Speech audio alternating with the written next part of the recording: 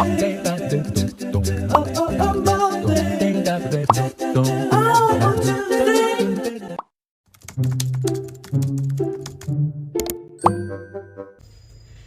Habermas lahir di Gummersbach pada 18 Juni 1929.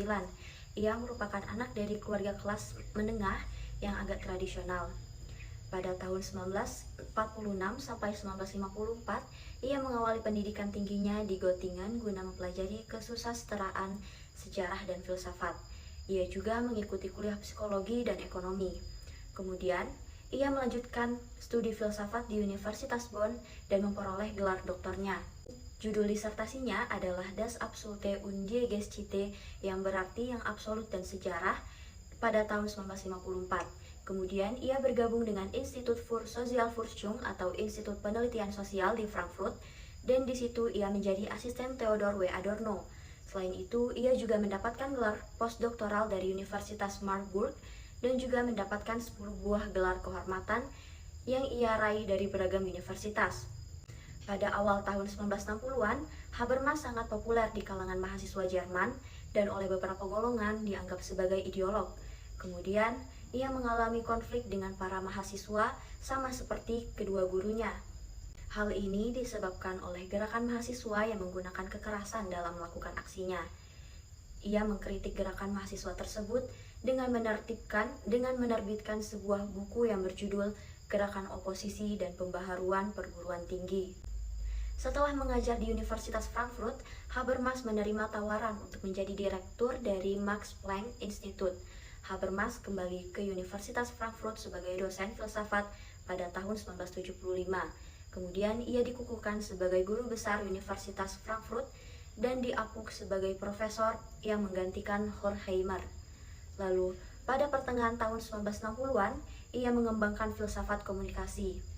Dalam salah satu magnum opusnya, Teori des Kommunikativen Handeln atau teori tindakan komunikatif, Habermas mengembangkan konsep tindakan komunikatif dan merekonstruksi ilmu sosial modern, melancarkan kritik terhadap modernitas dan masyarakat kapitalis.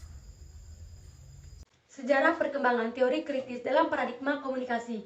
Teori kritis muncul sebagai kritik terhadap fenomena kehidupan sosial, struktur sosial dalam masyarakat, sistem kekuasaan, dan untuk mendorong perubahan egaliter.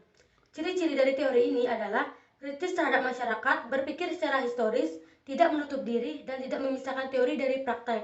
Teori yang berusaha dibangun oleh mazhab Frankfurt ingin melepaskan kehidupan dari model cara berpikir positivisme atau rasionalitas instrumental, di mana terjadi penjajahan dunia kehidupan atau Lebenswelt oleh sistem.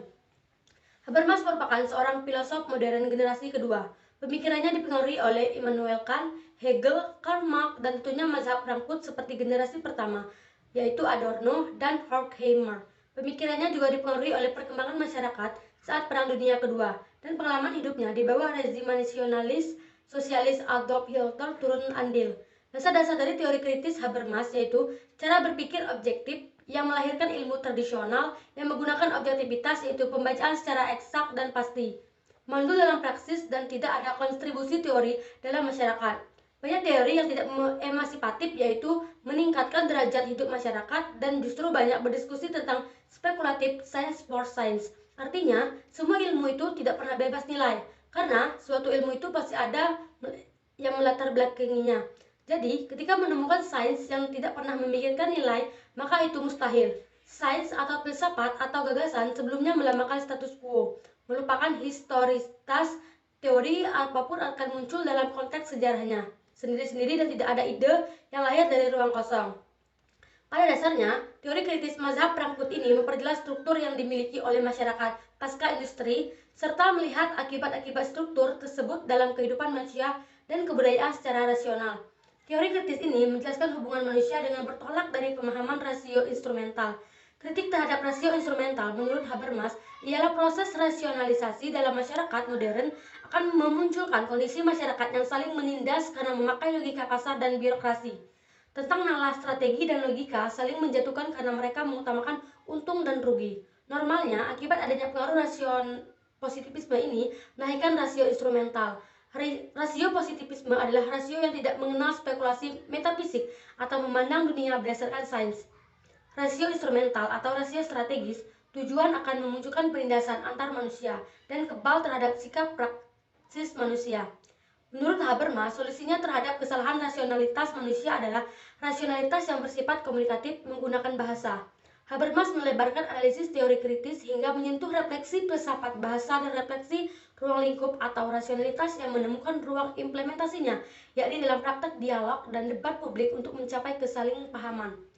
Mazhab Frankfurt menolak pandangan Marxisme yang terlalu menekankan pada determinisme ekonomi, karena pandangan determinisme ekonomi berangkat dari asumsi pemikiran positivistik yang menganggap bahwa metode ilmu alam dan prinsip ilmu alam dapat diterapkan dengan tepat pada bidang ilmu pengetahuan sosial budaya. Teori kritis dalam paradigma komunikasi. Menurut Jürgen Habermas, teori kritis merupakan metodologi yang berdiri di dalam ketegangan dialektis antara filsafat dan sosiologi. Habermas membedakan antara pekerjaan dengan komunikasi. Pekerjaan merupakan tindakan instrumental, jadi sebuah tindakan yang bertujuan untuk mencapai sesuatu. Sedangkan komunikasi adalah tindakan saling pengertian. Evolusi sosial berlangsung melalui proses belajar masyarakat atau social learning process. Proses belajar tersebut berlangsung dalam dua dimensi, yakni dimensi kognitif-teknis, derivasi dari kerja, dan dimensi moral komunikatif, derivasi dari interaksi atau komunikasi. Habermas dalam hipotesisnya berpendapat bahwa faktor utama pendorong berlangsungnya evolusi sosial terletak pada proses belajar atau rasionalisasi. Habermas menghubungkan antara rasionalisasi masyarakat dengan proses belajar. Societal rationalization is a learning process. Konsep evaluasi sosial didasarkan pada konsep praksis yang benar. Praksis tersebut meliputi kerja dan komunikasi. Terjadinya transformasi sosial sebenarnya terletak pada proses belajar masyarakat dalam dimensi praktis moral yang komunikatif ini. Transformasi sosial perlu diperjuangkan melalui dialog-dialog emansipatoris. Hanya melalui jalan komunikasi dan bukan jalan dominasi inilah diutopikan terwujudnya suatu masyarakat demokratis radikal, yaitu masyarakat yang berinteraksi dalam suasana komunikasi bebas dari penguasaan. Habermas lebih menggunakan teori yang ketiga ketika berkomunikasi. Tindakan komunikasi adalah interaksi minimal dari dua orang untuk menghasilkan mutual understanding tentang satu kondisi tertentu. Dasar pengetahuan ini tetap tidak menjadi masalah secara keseluruhan, hanya pada bagian stok pengetahuan yang mana peserta-peserta menggunakan dan mentematisasikan pada waktu yang telah diberikan. Teori perbuatan tutur oleh Habermas digunakan untuk menganalisis sifat khusus dari praksis komunikatif inti. Pemikirannya bahwa berbahasa atau berbicara harus dimengerti sebagai sedang melakukan perbuatan tertentu, yaitu perbuatan tutur. Perbuatan tutur itu terdiri atas dua bagian, yakni bagian proporsional yang menunjukkan kepada fakta atau kenyataan tertentu dan bagian performatif, tempat penutur menjelaskan bagaimana kenyataan itu harus dipahami oleh pendengar. Dalam hal penutur menyampaikan sifat komunikatif kepada pendengar, maka harus terkandung klaim kesahihan atau validity claim yang terdiri atas klaim kebenaran, truth, ketepatan normative rightness, dan keikhlasan, truthfulness. Klaim kebenaran harus diterima jika penutur menunjukkan kenyataan dari perbuatan tuturnya. Sungguh-sungguh ada, klaim ketepatan digunakan oleh penutur yang memiliki kewenangan dan hak normatif untuk melarang, bertanya, berjanji, dan lain sebagainya sesuai dengan hak dan kewenangannya. Dengan klaim atas keikhlasan, maka penutur wajib memaksukan atas apa yang dikatakannya, bukan sandiwara. Bagi Habermas, klaim kesahihan ini pada prinsipnya bisa dikritik. Pendengar dapat menolak klaim kebenaran, ketepatan, dan keikhlasan penutur dan mengajukan klaimnya sendiri yang berbeda. Kedua belah pihak harus menguji klaim-klaim kesahihan secara kritis, mengemukakan pandangannya dan ditunjang alasan yang tepat. Menurut Habermas, benar adalah ucapan-ucapan yang diterima berdasarkan konsensus di antara semua pihak yang bersangkutan. Menurut Habermas, dalam struktur komunikasi melalui bahasa itu terkandung pencapaian hubungan bebas, kekuasaan, dan simetris. Artinya, kedua belah pihak, penutur dan pendengar selalu sederajat karena komunikasi melalui bahasa ini tertuju pada persetujuan sukarela, tidak manipulatif, dan tidak dipaksakan sebagai kunci bagi klaim kesahihan. Habermas membagi paradigma ilmu pengetahuan menjadi tiga. Yang pertama, paradigma instrumental knowledge. Dalam paradigma ini, pengetahuan lebih dimaksudkan untuk menaklukkan dan mendominasi objeknya. Yang masuk dalam golongan ini adalah paradigma positivisme. Lalu yang kedua, ada paradigma ilmu-ilmu historis hermeneutik, yaitu tradisi filsafat yang lebih menekankan minat yang besar untuk memahami. Lalu yang ketiga, ada paradigma kritis atau kritikal. Ilmu sosial lebih dipahami sebagai proses katalisasi untuk membebaskan atau emansipatori manusia dari segenap ketidakadilan, bersifat holistik, serta menghindari cara berpikir deterministik dan reduksionistik. Habermas menggunakan konsep rasionalitas ini lebih berhubungan dengan bagaimana subjek yang berbicara dan bertindak, memperoleh dan menggunakan pengetahuan ketimbang dengan kepemilikan pengetahuan. Di dalam tutur bahasa, pengetahuan diekspresikan secara eksplisit, sementara dalam tindakan yang berorientasi tujuan, suatu kemampuan, suatu pengetahuan diekspresikan secara implisit. Kecakapan ini secara prinsipil dapat diubah menjadi pemahaman. Selanjutnya tentang ruang publik. Pemikiran Habermas tentang ruang publik tersaji dalam karyanya Strukturwandel der Öffentlichkeit yang diterbitkan pada tahun 1962. Ada dua tema pokok yang dikemukakan Habermas dalam buku tersebut, yakni yang pertama, analisisnya mengenai asal mula ruang publik borjuis, kedua, perubahan struktural ruang publik di zaman modern yang ditandai oleh bangkitnya kapitalisme, industri kebudayaan, dan makin kuatnya posisi organisasi yang bergerak dalam ekonomi serta kelompok bisnis besar dalam kehidupan publik. Kunci dari komunikasi adalah demokrasi libertif. Lahirnya demokrasi libertif, maka dibutuhkan ruang publik. Ruang publik mencakup organ-organ penyedia informasi dan perdebatan politis seperti surat kabar, jurnal, lembaga-lembaga diskusi politis, seperti parlemen, klub-klub politik, klub-klub sastra, perkumpulan publik, rumah minum dan warung kopi, balai kota, dan tempat-tempat publik lainnya yang menjadi ruang terjadinya diskusi sosial politik. Di tempat-tempat itu, kebebasan berbicara, berkumpul, dan berpartisipasi dalam debat politik dijunjung tinggi. Habermas lebih mengaitkan ruang publik dengan kondisi-kondisi yang memungkinkan para warga negara datang bersama-sama mengartikulasikan kepentingan-kepentingannya untuk membentuk opini dan kehendak bersama secara diskursif. Kondisi-kondisi yang dimaksud Habermas adalah pertama, semua warga negara yang mampu berkomunikasi memiliki hak yang sama dalam berpartisipasi di ruang publik. Kedua, semua partisipan memiliki peluang yang sama untuk mencapai konsensus yang fair dalam memperlakukan rekan komunikasinya sebagai pribadi-pribadi yang otonom dan bertanggung jawab. Yang ketiga, ada aturan bersama yang melindungi proses komunikasi dari tekanan dan diskriminasi, sehingga argumen yang lebih baik menjadi dasar proses diskusi. Dengan demikian, ruang publik itu memungkinkan para warga negara untuk bebas menyatakan sikap mereka, karena ruang publik itu menciptakan kondisi-kondisi yang memungkinkan para warga negara untuk menggunakan kekuatan argumen. Habermas membagi ruang publik ke dalam dua jenis. Yang pertama, ruang publik politik, dan yang kedua, ruang publik sastra. Ruang publik politik memperlihatkan pula bagaimana struktur sosial masyarakat yang berubah. Sementara itu, dalam ruang publik sastra, kesadaran literasi masyarakat mulai meningkat sejalan dengan kemunculan penerbitan diskusi-diskusi masyarakat seni, estetika maupun sastra tersebar di penjuru Eropa pada saat itu. Kesimpulannya ialah Jürgen Habermas merupakan filosof abad kedua dalam mazhab Frankfurt yang menggagas teori kritis dalam paradigma komunikasi. Teorinya berawal dari pendahulunya yang menyatakan bahwa dalam mempelajari manusia itu sama dengan mempelajari alam yang pasti dan mudah ditebak. Padahal sifat manusia itu dinamis, tidak bisa ditebak apalagi dijadikan objek.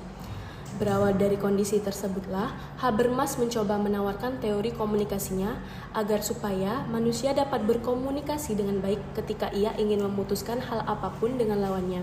Tidak memutuskan sepihak, akan tetapi hasil diskusi kedua belah pihak.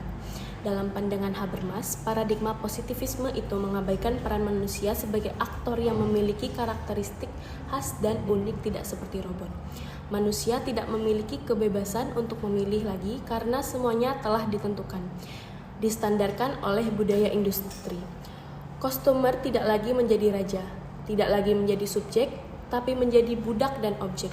Habermas ingin menawarkan pemikiran rasionalitas instrumental menuju rasionalitas komunikatif yang mengandaikan adanya situasi pembicaraan yang ideal.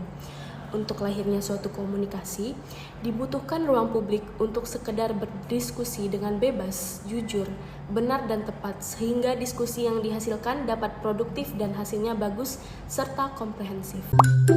Oke, kita lanjut ke tokoh yang kedua, yaitu ada Theodor Ludwig Wiesengrad Adorno. Lahir di Frankfurt, Jerman pada tanggal 11 September 1903. Ayahnya Oskar Wiesengrad adalah seorang pedagang anggur dan ibunya Maria Calvelli adalah seorang penyanyi terkenal. Pengaruh ibunya itu membuat Adorno tertarik pada musik yang menjadikannya seorang musikolog. Ketika berusia 15 tahun, ia belajar di bawah arahan Siegfried Krausseur. Ia kemudian melanjutkan pendidikan di Universitas Frankfurt. Di kampus tersebut, Adorno belajar sosiologi, filsafat, dan musik. Ia lulus pada tahun 1924. Pada tahun 1959, ia meraih gelar profesor bidang sosiologi dan filsafat di Frankfurt. Ketika ia berada di New York, ia mengerjakan beberapa proyek, salah satunya Dialectics of Enlightenment yang ditulis bersama Max Horkheimer. Buku itu merupakan titik awal kelahiran teori kritis sosial. Pada tahun 1953, Adorno kembali ke Frankfurt dan ia menjadi direktur lembaga tersebut. Adorno ahli dari berbagai bidang, filsafat, sosiologi, dan psikologi. Pemikirannya saling bertautan, kritiknya terhadap seni modern lebih kepada bertautan dengan sosiologi. Kondisi masyarakat modern post-Aufklärung telah begitu memprihatinkan dengan mengorbankan kehidupan demi rasionalitas teknologi yang instrumental. Adorno menganggap telah terjadi pembalikan total atas peran manusia sebagai subjek menjadi objek. Masyarakat modern telah terjebak rasionalitasnya sendiri. Bidang seni telah terjebak pada industrialisasi yang memungkinkan manusia telah kehilangan daya estetis manusia. Manusia menciptakan seni dan sebagai subjek akhirnya menjadi objek seni. Realitas inilah yang disebut sebagai negativitas total. Manusia ingin menguasai alam, akhirnya terkuasai oleh alam itu sendiri. Alam menyamakan konsep atau prinsip penguasaan dengan prinsip rasionalitas. Inilah yang membuat kerusakan lingkungan. Adorno mengajak manusia untuk meninggalkan sifat ketamakan. Pada terbitan pertama, jurnal yang dipublikasikan Institut Penelitian Sosial Frankfurt, Adorno menulis esai berjudul On the Social Situation of Music. Seni yang diciptakan manusia akhirnya menjadi seni untuk kebutuhan sesaat dan konsumtif. Salah satu sumbangannya terhadap warga modern yaitu kritiknya pada warga modern sebagai wujud penindasan terhadap manusia yang dilakukan kapitalisme. Salah satunya yaitu industri musik yang bergeser dari nilai seni untuk konsumerisme. Bagi filsuf Theodor Adorno, musik dapat mengatakan sesuatu mengenai realitas dan menyingkap kondisi terdalam dari masyarakat. Dari cara komponis berjuang dengan material musikal, musik dapat memiliki potensi kritis. Adorno meyakini bahwa seperti halnya filsafat yang berupaya menganalisis segalanya, musik juga harus dapat memperpelik yang sederhana, mengacaukan yang biasa, dan menentang status quo dengan mendorong kesadaran kritis mengenai berbagai masalah seperti kontradiksi, penderitaan, dan alienasi yang terjadi dalam kehidupan.